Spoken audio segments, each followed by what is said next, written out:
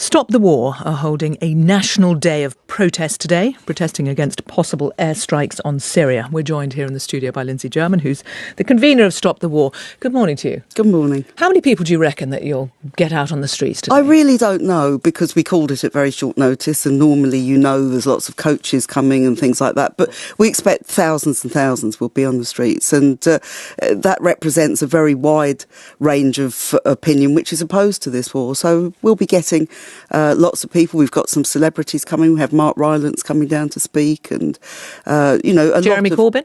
I don't think Jeremy will be there, because I think he's concentrating on trying to talk to Labour Party members and his MPs about how they vote. What is your sense of how the opposition to extending the action from Iraq into Syria, how the opposition to that compares with opposition to other actions that Britain has taken, whether it's going back as far as Iraq? Well, I think that people, when they look at Syria, it's obviously quite a complicated question, and therefore at various times people have thought, well, maybe it's a good thing.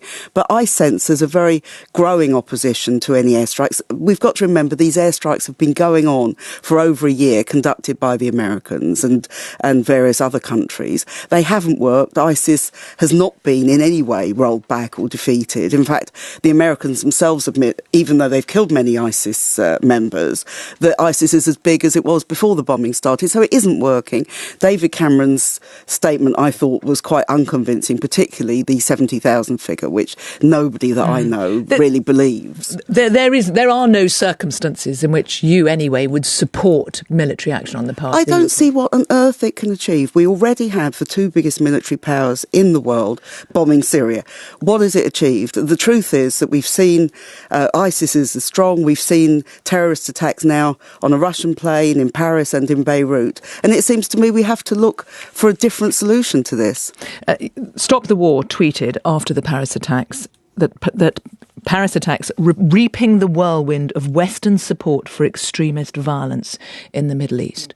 Was it a mistake to tweet that? Yes, it was. And it wasn't our official statement. It was sent out as a tweet. We had a meeting from Stop the War. Yes, it was sent out from Stop the War, of course, but it was a mistake to have done that. We had an official statement, which we had a meeting that day where we had a minute's silence for the dead of Paris, and we also had an official statement which we agreed at that meeting, which was the one that was our official position. Unfortunately, that one went out first. We deleted it as soon as we realised. And you delete it because you don't believe that, do you? I don't think there can be any justification for what happened in Paris. At the same time, I think we also have to say there is a context for these attacks, and we have to look at foreign policy as one context. That's not to justify, but it's to explain why some of these things happen. Is that one of your reasons for thinking that the UK should not extend airstrikes into Syria, which is that it will become more of a target? Well, I think that's almost certainly the case. I think if we do have airstrikes, that there's a greater likelihood of an attack on London or somewhere else in Britain. I think that is true, but that's not the main reason. I think it's also a very, very destructive to what's happening in the Middle East. We've been bombing countries now for 14 years. None of these wars have ended. Afghanistan, Iraq, Libya, they're all still going on. But the aim of destroying Islamic State is a good one. Of course, but you have to look at how you destroy them and who supports them in the first place. You have a fundraiser at Christmas, the 11th of December, at which Jeremy Corbyn is scheduled to attend. Is he coming? Yes, he is coming, yes. He's definitely coming? He's definitely coming. He's confirmed to you because he's under pressure not to come? Well, he will be coming. He will be coming, I'm sure of that. I know you see him regularly. He's obviously under a huge amount of pressure at the moment, given all the attacks on him. How is he? I think he's absolutely fine. I think these attacks are very unpleasant, but I think Jeremy knows that he has a huge mandate. We should remember that the people that most of these MPs voted for got far less than Jeremy got in the leadership election, and I think they should remember that. And they should remember as well that most Labour MPs will oppose this bombing. Most Labour members will oppose this bombing.